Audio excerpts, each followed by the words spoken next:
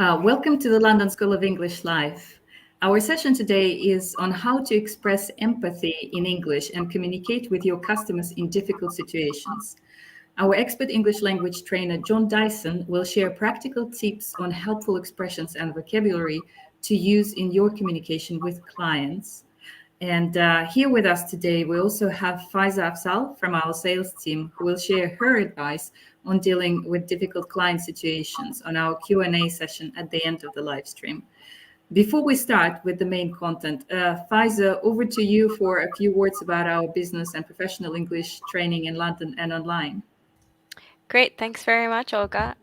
Thank you, everybody, for joining us for today's session. As Olga mentioned, we offer a variety of business and professional English language courses. We're pleased to be able to offer that to you in our center here in London, in Holland Park. We've been delivering face-to-face training for the last several months. So you are able to take our business and professional English course on a part-time basis or on a full-time basis. They're done in small group sizes, so it's a maximum of 6 people and generally between 4 to 6 participants. We also offer this course online. So if you're unable to travel to London, you can join us virtually.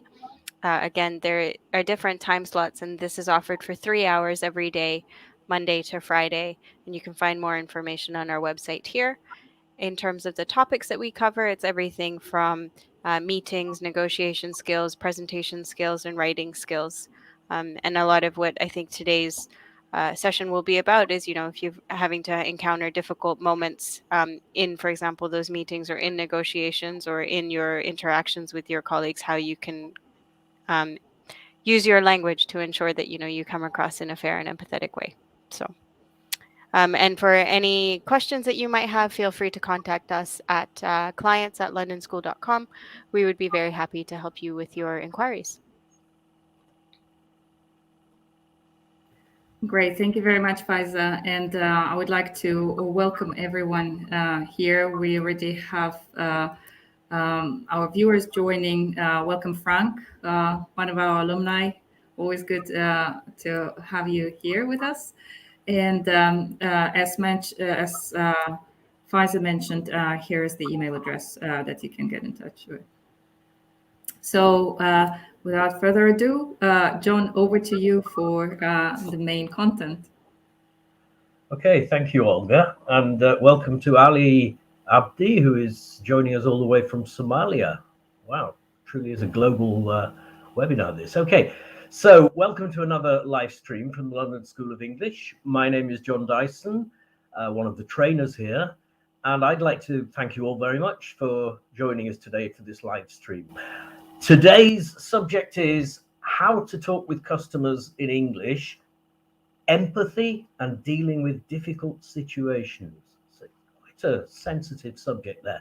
I'll start off with a little bit of research which was done by the Harvard Business Review, the well-known business magazine. And their research came to the conclusion that the top 10 most empathetic companies increased their monetary value more than twice as much as the bottom 10 companies, and they generated 50% more earnings. So the simple message there is that empathy pays off.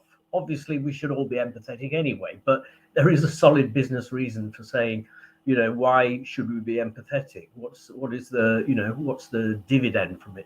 It makes you feel better, and it's better for your company. So the first question I want to pose is, what is empathy? Followed by another question, why is it important? So a brief bit of history. First of all, I'm going to deal with the word sympathy. And sympathy, compared with empathy, is the older of the two words. Sympathy entered English in the mid-1500s and had a very broad meaning of agreement or harmony in qualities between things and people. Since then, the term has come to be used in a much more specific way. So, it is largely used, as you can see, to convey commiseration, pity, or feelings of sorrow for somebody else who is experiencing a misfortune. So, for example, if you go to a funeral, it is an appropriate thing to say to the family of the deceased is my sympathies. So it's saying, I can feel how you must feel. I haven't experienced what you've experienced, but I can feel what you can feel. And then in the late 1800s, the psychological concept of a person who can project their own feelings onto a viewed object or person formed the word empathy. So it's come to be used nowadays, empathy, as a much broader term than it was originally, where it was used often in the field of psychology and psychiatry. And it is basically the capacity, as you can see on screen, the capacity or ability to imagine oneself in the situation of another, experiencing the same emotions or ideas or opinions of that person. So basically, I think the word projection is quite useful. You may have empathy because you have shared that experience. You have had a similar experience, but it may be that you have the capacity to be able to project yourself into that other person's frame of mind, which is why we would use an expression like, put yourself in my shoes.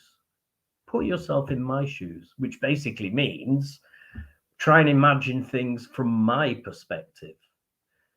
And why is empathy important?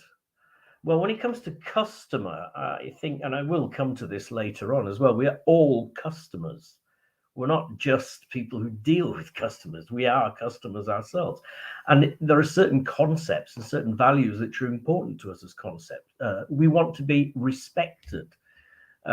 If somebody expresses empathy towards us, we feel validated, we feel understood, and above all, we feel listened to. So there are sort of three main areas where I would say, how can we really express the concept of empathy? How can our minds get into that mindset where it is becomes a natural part of what we do? The first thing is to see the situation from the customer's perspective. As I said, we're all customers. We've all been customers, and we will all be customers. So see the situation from the customer's perspective. The second thing is personalize your response to that particular situation. And the third thing is see things through this customer's eyes. And I emphasize this. So you're personalizing your response depending on the person you have in front of you. The customer is a person, obviously. So don't simply provide a generic response. And what are the ways in which we can verbalize? What kind of language can we use to verbalize empathy? And we have a number of examples here. And these often refer to things like expressing emotion, expressing apology, expressing gratitude, and expressing what I would call commonality, which means something you have in common with the other person. So, for example, if we look at the first one, to express emotion, because that's obviously a very strong feeling you have. I would feel annoyed too in this situation. Okay, so you say to the customer, I would feel annoyed too in this situation, which means you're validating how they feel, which may be angry, frustrated, impatient. Yeah, you say, I can empathize with that. The second thing is, you're right. It's not up to standard. And this isn't to devalidate your own company's performance. It's a statement of fact. If you have failed to fulfill the terms and conditions of the circumstances around the service or product you're selling, and it's substandard, then it is better to own up, as we say, to confess as much. You're right, it's not up to standard. Of course, you can't leave it at that. You then have to go on and say how you will solve the situation for them. Another common thing we do is to apologize. So we say, I'm sorry you've had to deal with this. Now, this is an interesting one because I think very often what we do in English is we add a modifier to the word sorry, the adjective sorry, and say, I'm really sorry. And we emphasize that when we speak. Because depending how you say it, I'm sorry, may or may not be taken as an apology. And, there are certain people like politicians who are very well known for a very non-empathetic apologies. For example, I'm very sorry that you have been offended by what I said. That wasn't my intention. And as you can see in that sentence, that is not actually an apology, not a genuine one. So I'm sorry you've had to deal with this. The next one, I've experienced this issue recently too. And that is the shared experience. It's something you have in common with the customer. So you can say, yeah, I might be the salesperson, you might be the customer, but I have also experienced something similar. And the last one I would say is thank you for getting in touch and for highlighting this issue. And this is the idea of gratitude that they are your customer. Even if they've had problems, and even if they're feeling stress connected to these problems, trying to demonstrate that you actually appreciate their business. And that, I suppose, is the concept of corporate humility, let's call it. The fact that we need to not only say that we are customer centric, but to demonstrate it. So those are some examples of how we can actually verbalize the concept of empathy, to be empathetic. Because the alternative, well, I imagine you've all had experiences of customer service people, for example, saying, well, it's terrible, isn't it? We're all in the same boat. We've got staff shortages as well. Yeah, at the moment, the whole thing's a mess, isn't it? Which is certainly a strange kind of empathy, because it is basically saying, well, I can see what you mean, but I can't do anything about it, because that's life at the moment. And I think given the COVID situation at the moment, people don't really want to hear that. They need solutions.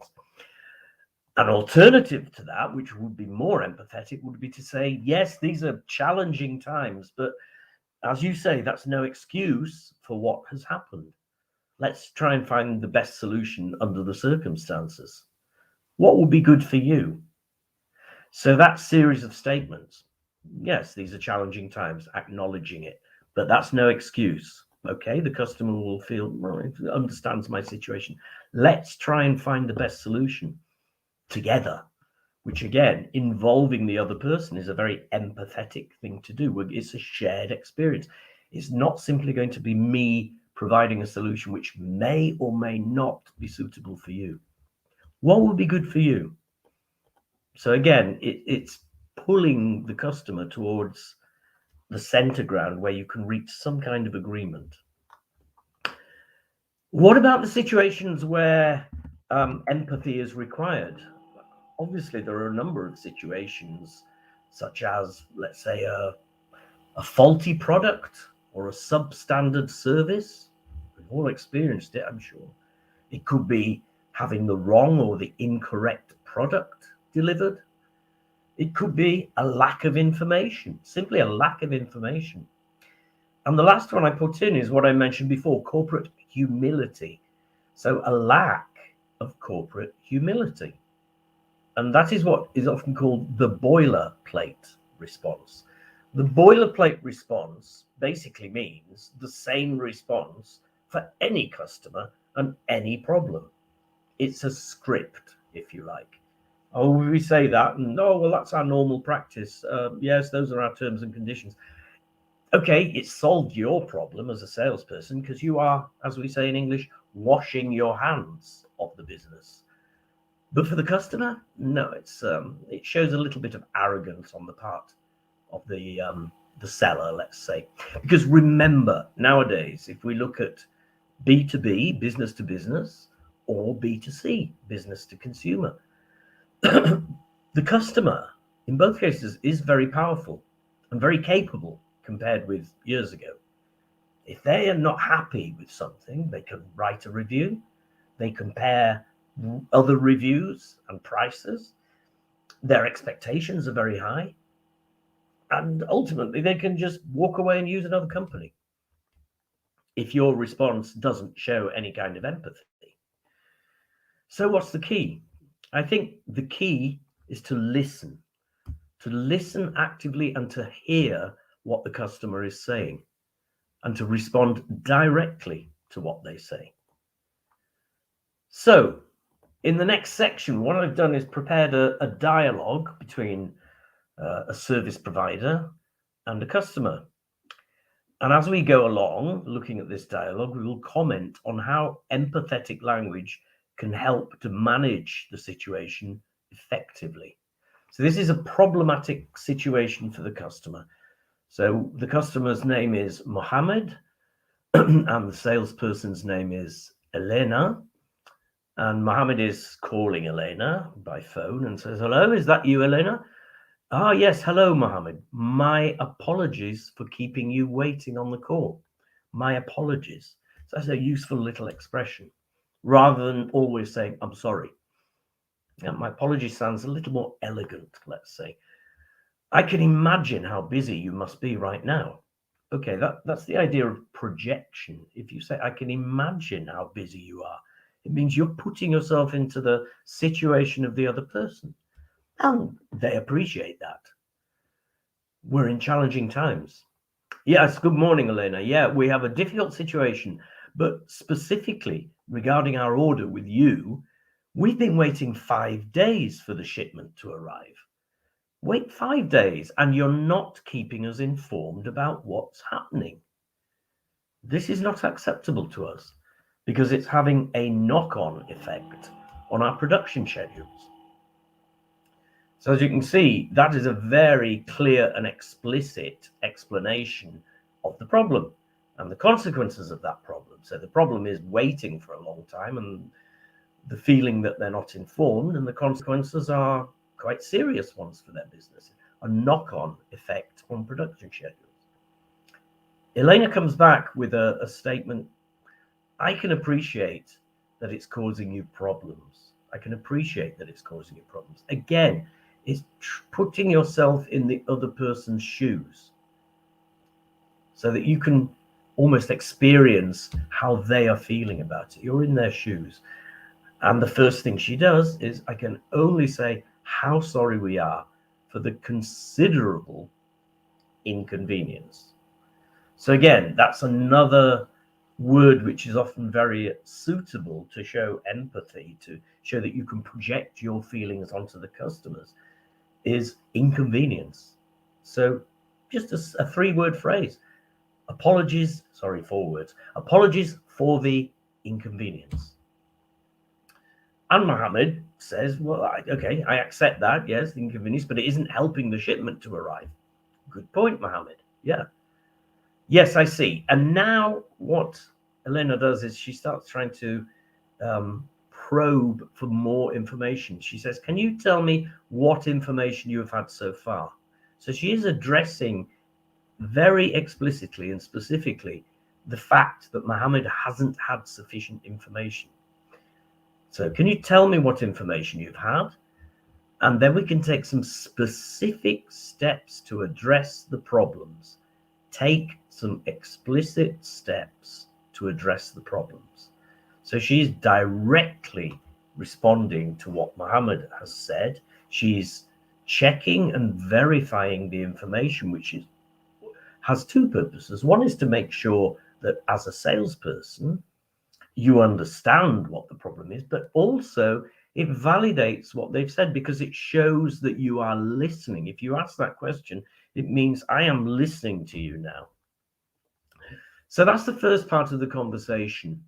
And if we move on to a little later in the conversation, Elena says, "Well, how can we make this situation better?" You can see that at the top of your screen. How can we make this situation better? So again, what Elena is doing is she's pulling the customer towards her by involving the customer in the solution. And this is what is called pull communication. Pull communication means bringing the person towards the middle ground. Because the alternative is that the salesperson says, well, this is the solution. This is what we'll do.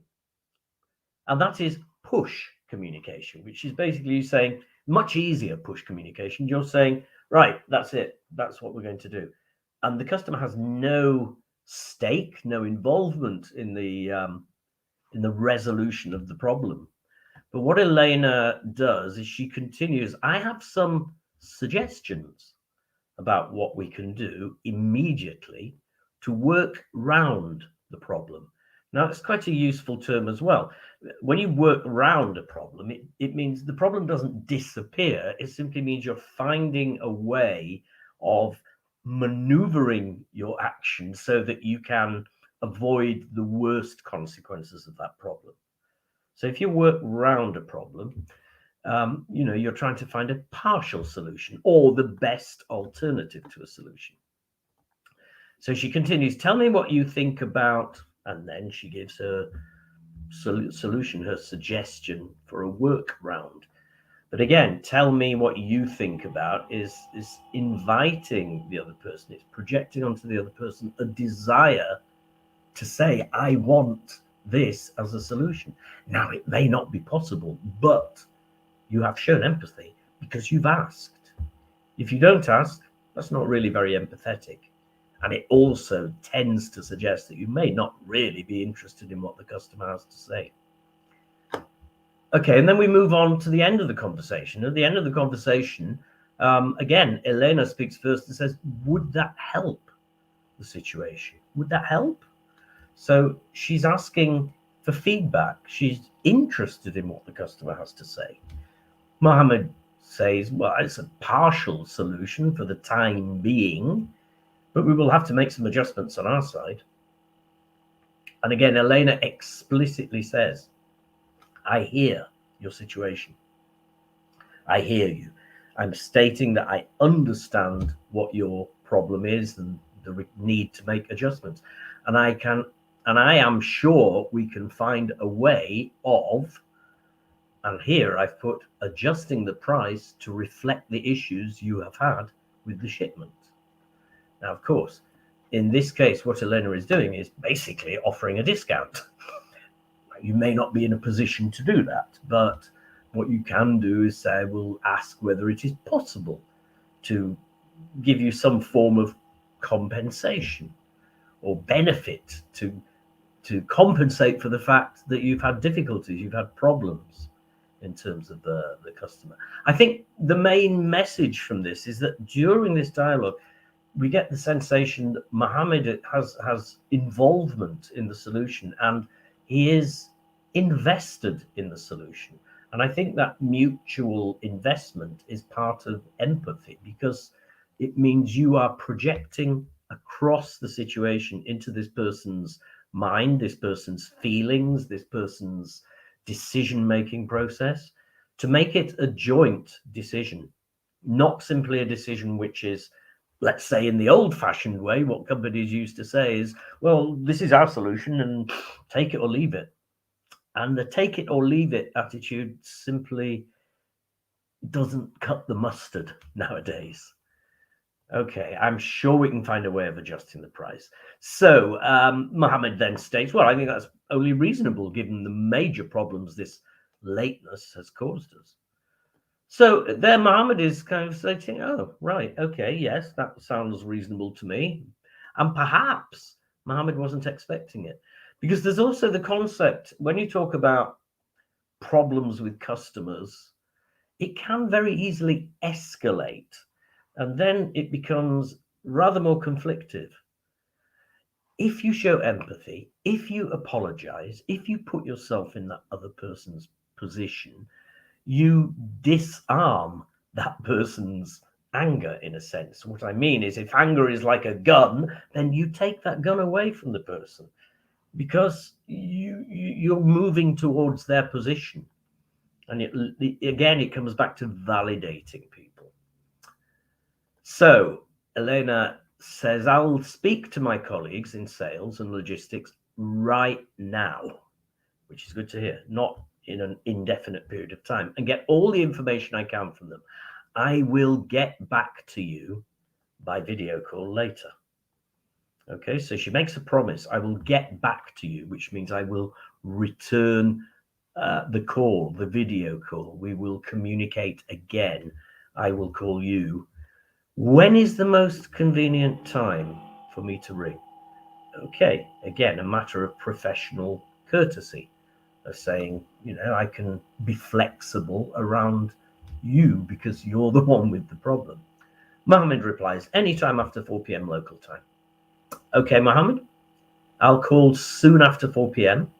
to give you an update. Okay, so as I said, very often the problem with customers is they don't have enough information. I mean, you've all flown on airlines where you may be standing around in the terminal thinking, what's going on here? And you ask the representative from the airline and they don't seem to know either. So not having enough information is often the cause of customer problems. And put yourself in their shoes. I just said we've had the same experience as all of us. So I'll call to give you an update on the situation. Okay, Leda, says Mohammed, I need to go now. I'll speak to you later. And she says, okay, Mohammed, once again, apologies. Once again, let me repeat this. Once again, apologies. And thank you for your understanding. Again, that concept of gratitude. You're thanking the customer because you want that customer to stay with you, despite the fact that you've had they've had a problem with you. And I've just noticed what somebody's writing. Ali's writing emotional intelligence. And yes, I think that is a key part of empathy, is emotional intelligence. You self-awareness and knowing what is the best thing to do, tapping into your emotions, not the logical response, not what might be the logical response, and certainly not the boilerplate response. Okay, so moving on, we've got another few minutes left. What I wanted to do was just mention some key takeaways about empathy.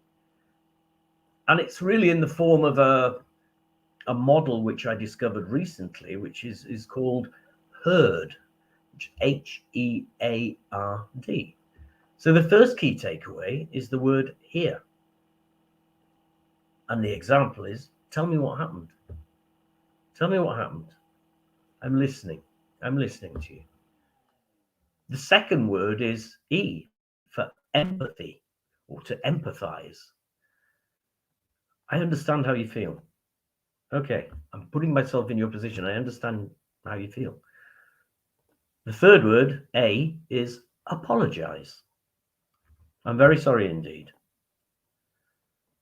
The fourth word, to resolve, to find a solution to help resolving the issue with the customer is important.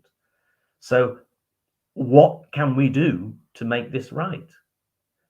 Now, we may not be able to make it completely right, but I think the important thing is we are showing the courtesy and respect to the customer of making an effort to put it right. Maybe we can put part of it right, maybe not all of it. We don't live in a perfect world. So the fourth one, to resolve. And finally, the last one is to diagnose. So the D for diagnose. And when you diagnose, it's working out what caused this problem, what was the root cause of the problem, and try to find a solution to prevent it from happening again. Because, let's face it, feedback from negative experiences, as unpleasant as it might be at that particular time, can be very, very useful. And it can show you how to take steps towards preventing the same problem from occurring again. So just recapping on those sentences, tell me what happened. I understand how you feel. I'm very sorry indeed. What can we do to make this right? We'll find out why this happened and ensure it doesn't occur again.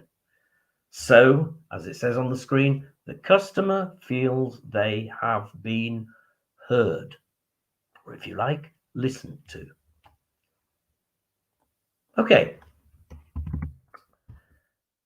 Finally, we're going to do a quick quiz just to remind us all of the kind of language, the kind of expressions that we can use to verbalize empathy. So we've got common statements to practice empathy. You will see 6 sentences, and each sentence will have a space in it. Now, we haven't provided any multiple choice answers. Just write down in the chat what you think the answer could be, and then we'll reveal the answer. So let's go with number 1. So number 1 says, thank you for getting in touch about this. We must the situation. So I'm the salesperson and I'm saying, thank you for getting in touch about this. We must the situation. What word could we possibly put in there? If you're the salesperson and you're saying to the customer, we must the situation. Let's see if you know the answer. Give you a couple of seconds more. I think the thing is, because everybody's coming in from around the world, there's a slight time lag between me asking the question and you providing the answers. Well, in the case of number 1, there could actually be more than one answer. So you could say resolve. We must resolve this situation. You could say we must address this situation. And you could say we must rectify this situation. So those are 3 alternatives. You know, if you what you want as a customer is you want a solution. So can you resolve this? Please address this problem. And can you rectify this problem? Then if you're stating that, you are projecting into what their desires are. Let's have a look at, okay, analyze, find out.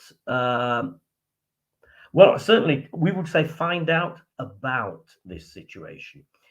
Analysis, Frank, we would say analyze. So you could say we must analyze this situation, but it's quite a logical word.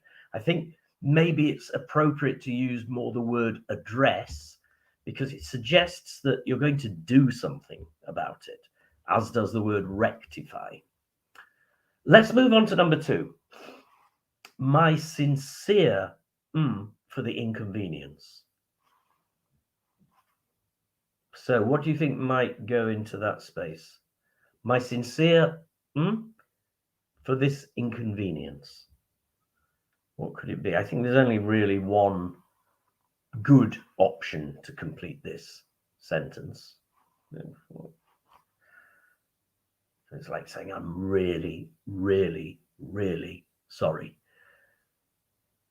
Okay, Ali Abdi, you put resolve. Oh, we're still on the previous one. That's good. Yeah, that's correct. Resolve is good. So the answers to number 2, as we wait to see if it comes in, the best answer, yes, Frank, well done. Apologies, my sincere apologies for this inconvenience.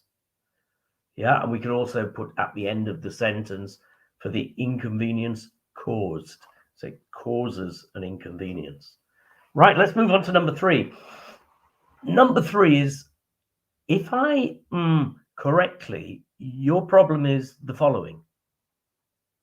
Okay, so again, this is the salesperson, the customer service person speaking to the customer who has a problem and saying, okay, if I correctly, your problem is the following. Okay, what word could go in there? I think we might use this expression when we are trying to clarify. We're trying to have a clear idea about the exact nature of the problem. Okay, so it's a useful expression not only to use when you're solving problems or trying to express empathy, but also when you are having a business meeting, when you're in a negotiation. It's one of these expressions to clarify things. And absolutely right, Ali, it's understand. Yeah, good. The next one, number 4. You are, this service isn't up to standard. So the customer, let's imagine the customer is very angry. The customer says, this is not acceptable. I paid a lot of money for this and it's really not what you promised to deliver. And you say, you're right. Oh, I nearly said the word then. You're, the service isn't up to standard. The service isn't up to standard. So what could be the missing word there? What you're doing is when you say this word, you're legitimizing or validating what the customer has said. And oh no, actually, Ernest, it's not wrong, it's right. Actually, it's the opposite. So Ernest, because you would say, you're right, I agree with you when you say this is not good service. You're correct. And it's no good for me to say, well, this is everybody else is happy with my service. Because I suppose one thing you shouldn't really say to a customer is you're wrong, if you want them to remain a customer. But so I would say you're right, or you could possibly say you're correct. Okay, let's look at the next one. You're right or you're correct. Now I think we're on to number 4. Sorry, right. And you say, I understand how it must be to wait this long for your order. I understand how this must be to wait this long for your order. So what could it be in there? What could we say? And in this case, I would say there are a number of different options. What we're looking for is an adjective to describe the emotions, to describe how a customer feels. And again, what you're doing is projecting that emotion and the understanding of that emotion from yourself to the customer. You're saying, we have a shared understanding of this. Exactly. Takeshi, well done. Yeah. I think you put frustrating. That's great. Yes, frustrating. So that could be one of the words. Ali, I understand how. No, I think you would need to use an adjective which normally begins with ing. Picky, that's an interesting one, Frank. Picky is normally what we use to describe a person who is very fussy and very particular. And I think in the case of a customer, if you were to say, you're being a bit picky, it means you're being excessively, let's say, what can I say? Your expectations are excessive. I think words like frustrating, annoying, irritating. So those are the examples that I was looking for in that sentence. I understand how annoying it is. I understand how annoyed you are. I can see why you're irritated, because it is an irritating situation. It makes you frustrated. It's very frustrating. And there's one more sentence. Which is, we your patience. We your patience. Yeah, really. So think about this. As I said, it's this idea of gratitude. They're a customer, and you need customers. Otherwise, what happens? Your company goes bust. So I think a good word here would be, and let's look at the solution. Has anybody? Yes. Okay, Takeshi, very good. We appreciate. Excellent. We appreciate your patience. We really appreciate it. Because you have to put your money where your mouth is. If you say, we are customer centric, the customer is king, this is an occasion when you can actually say, despite the problems, we really are thankful for you being our customer. So I think I've come to the end of my talk, but I would say we can learn this. We can learn empathy. It's not about, the language is not especially complicated. It's more a question of mindset than of actual difficult language. So I'll leave you with the expression that we use very near the beginning of this live stream. Put yourself in their shoes. Put yourself in their shoes. Very nice pair of shoes those are. Because it sums up what you need to do and how your mindset needs to be a customer-oriented one. Because at the end of the day, we are all customers. And let's say the balance of power has shifted in our favor in the last few years. So that's the end of my talk. Thank you very much for listening. Thank you, Jon, for this very insightful and very interesting session and sharing so many examples of useful expressions and vocabulary. And also, of course, thank you to everyone who participated in the quizzes with your comments and answers. Here with us, we've got Faiza, who's got a great deal of experience working with international clients, and she's quite familiar with difficult situations as well. Yep. So, Faiza, would you like to share some advice on how to deal with specifically international clients? And Sure. Yeah. So I know that John's touched on quite a few different concepts and considerations. And I think, when you're working with international people, one of the biggest ones is to understand that your culture and how your beliefs and behaviors are might be different from someone else. So in my experience, it's kind of recognizing that how you might respond to something is not how somebody else might. I've often found sometimes in some difficult conversations, it's helpful to express that, in my culture, this is how this happens. So then somebody has that understanding of, oh, okay, in your culture, it might be appropriate to, say something very directly to somebody. Or on the opposite side, in some cultures, for example, you have to use certain words or honorifics when you're addressing somebody. And if you don't, then that can be perceived as being impolite. So being mindful of the fact that, how you communicate is not the only way to communicate, and that particularly when you're communicating in not your native language, that some ways in which you express yourself can come across very direct or very inappropriate in some cultural contexts, and that could be a language situation, or that could also just be a cultural norm. So it's good to be mindful of that. I tend to find that particularly with difficult conversations, I like to sort of state that, I'm expressing this and this and this way because I would just like it to be understood in this capacity. Is that clear? So that there isn't room so that it's not a question of room for misunderstanding, but it's just an acknowledgement that somebody has understood what you're trying to say. So, there are moments where I've said, what I would like to explain is this, because I would like this person to understand that I have understood that they are upset about this, or they're worried about this, or they're unhappy with this. And then there are also moments, for example, where I say things in a simple way.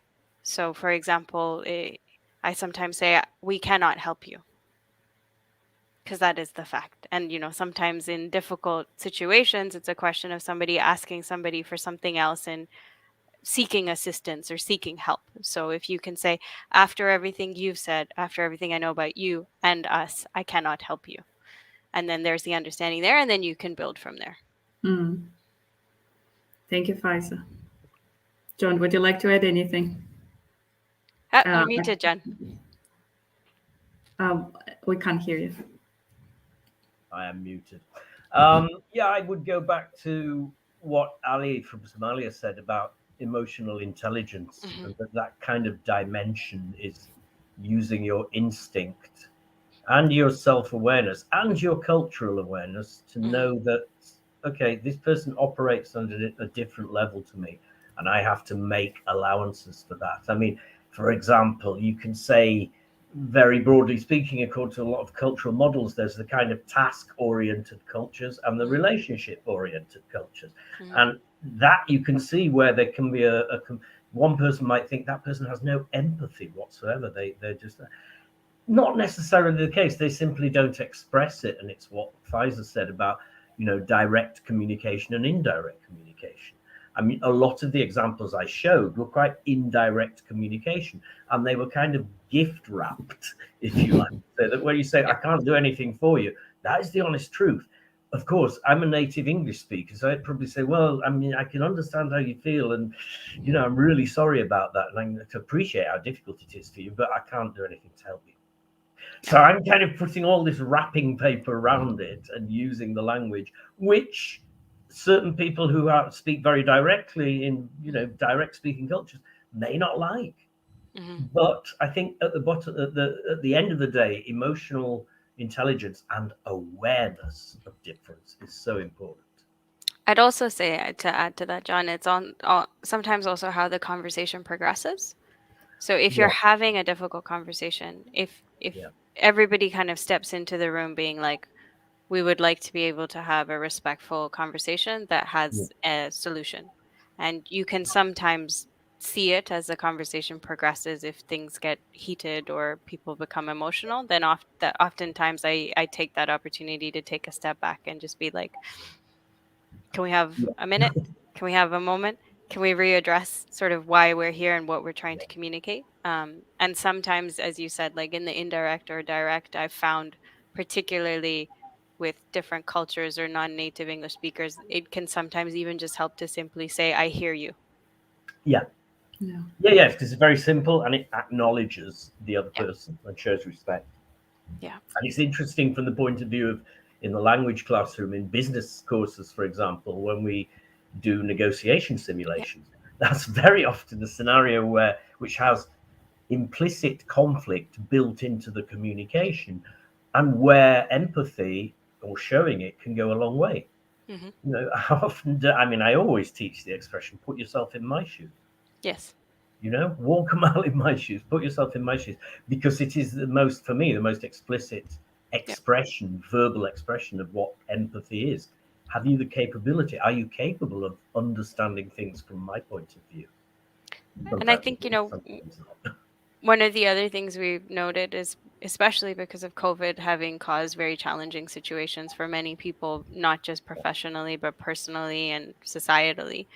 that's required you to have a little bit more empathy than you might normally have, because, you might be engaging with somebody and not understanding the context of what's Hmm. going on, whether it's, their ability to do the job that they were always doing, their ability to travel, what Yeah. things could be going on. So I think it's really helped for sometimes people to understand. So I mean, Mm. it's a very simple thing, but I used to always end my emails with best wishes, and since COVID, I've added best wishes and take care, because I've just realized that for Yeah. a lot of people, it's like, I Yeah. genuinely mean that, because we've all been going through such a difficult time, and that just adds that extra bit of empathy. And I've had that received back as well, that people will say, stay well, stay safe, I hope everything is okay, I hope situations are good in your country. And Mhm. that's all related to the empathy, that you almost, it's I think it's a nice Yeah. outcome of, How does it make you feel? How does it make you feel? It makes you feel positive yeah. towards the other person. Oh, thank you. Yeah. It's like the person is thinking of me and my situation. Yeah. And Humanizes conversely, things. we can see the negative consequences of a lack of empathy, Yeah. around things like having the vaccine or not having the vaccine. And that, the ultimate statement of empathy, and I'm not being political here, but I say having a vaccine is a statement of empathy towards all the other people around you. It's saying, I'm thinking about your situation. I'm not doing this just to protect myself. I'm doing it to protect you as well. Anyway, I won't say any more about that. Jon and Faisal, it's very interesting that you mentioned kind of different cultures and how important it is to really understand where everyone's coming from. Um, Obviously, in our center in London and also in our training online, we have quite a mix of different nationalities. And can you briefly tell us a little bit more about how we help them to develop their empathetic language in our training?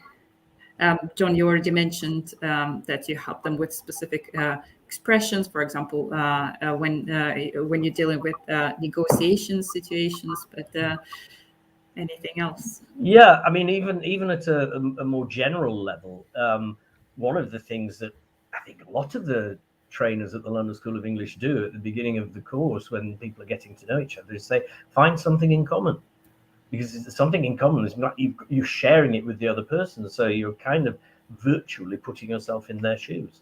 So finding something in common, or another kind of task which I think is really important early on in a course, is called active listening, where you say to people work in pairs, and you say to each of them, think of something, an anecdote, a story, an important incident, something significant in your life, and explain it like a little story to the other person. And the other person has to ask, in 10 minutes, let's say, 5 questions about the story. They have to do it. Mhm. And if you like, what makes it interesting, to add another dimension, is to have a third person observing. And then you get feedback from the third person about how the dynamic of the conversation was. I don't always explicitly call that being empathetic. I just call it active listening. And it is a major focus of, I think, the courses we do in business English, whether it's for meetings, for negotiations, especially for conference calling. It's absolutely critical there. So yeah, there's very explicit business things like negotiations, but then there's other things, that you can. I think the idea is that you look at the language and talk about that and expressions, etc., and then try and put that into practice so that people Yeah. can try and use it naturally in a simulated scenario, but a realistic context. And I'd say, that's what happens inside the classroom. And then one of our key features is that it's a whole experience, right? So during Hmm. break times, during lunch times, you have this opportunity. So for example, we have nearly 20 nationalities in the building at the moment. So Hmm. you have this wonderful opportunity to learn. And as John was saying, like with the active listening, to find out more about something you didn't know. All of that helps you to become a more empathetic person. So Hmm. sometimes the learning happens across the lunch table because you come across somebody and you're like, oh, what do you do in your culture at this time? Or like, how do you have your meals in this way? Or, I didn't realize, we had lamb moussaka today for lunch, for example. And, you could have come across somebody who's just like, oh, well, in my country, this is how you prepare it. Or in mine, we have something that's similar to this. And all of that helps you to build this base of understanding of different people and different cultures. And that should in turn help you to become more empathetic in your interactions. Because, if you're confronted with a certain situation, you could be like, oh, I remember my classmate was explaining to me about this in their culture. So now I understand why this is perhaps happening in a work context or in a social context. Yeah, That's and I great. would observe, absolutely, I agree with everything you said. I would also add that at the London School of English, because there's so many different nationalities and they're coming from all over the world, that you may have somebody coming for 2 weeks from Europe, Yeah. but if you're coming from Japan, for Yeah. example, and very often people are coming for a long time, Mhm. maybe 3 or 4 months or even more. And I often find, if you know, how are you enjoying this? Well, yes, but I'm missing home a little. Oh, I can imagine you are. Yeah, I mean, what are you missing? What are the particular things, and what would you be doing normally if you were at home now? And how often do you speak to your wife or your husband or your family? So I Mhm. think we're all trying to live it, because Sure. I think the large majority, if not all, the trainers at the London School of English have worked overseas, so Yeah. they can put themselves in the position of somebody who's been away from home for a long time. Yes, Hmm. definitely. It's great to know that we offer such rich experience to our clients, both in classroom and outside. And we need to wrap up our session today. Faisal, can you tell us in just a few words on what our clients who might be interested, what people who might be interested in our business and professional English training should do in order to book it or to find out more information? Yep. So you can visit our website where we have all the details about the various courses. You can email us at clients@londonschool.com. We start our business courses every Monday. So we're running multiple groups face to face, we're running groups online. We can also offer individual tuition that's focused on your sector. If you work for a company and there's a group of you that would like to do some training, we're running specialized group courses. So at the moment, for example, we're running it for um, an events company, and then we've run one recently as well for a university. We'll have one coming up for a group of journalists and various other things. So, if you're part of a company and you're interested in business training, let us know. And then, yeah, any other questions, you can go to our website and contact us by email. Thank you so much, Faisal. And again, I'd like to say a big thank you to John for preparing this fantastic content for us today, and to Faisal for sharing advice, and of course to our viewers who joined us today and actively participated. So we hope that you have a wonderful rest of the day, and we look forward to seeing you again. online and possibly, perhaps even in our London Centre. Yeah. Okay, goodbye, everyone. Thank you you, for everyone. watching. Bye, everyone.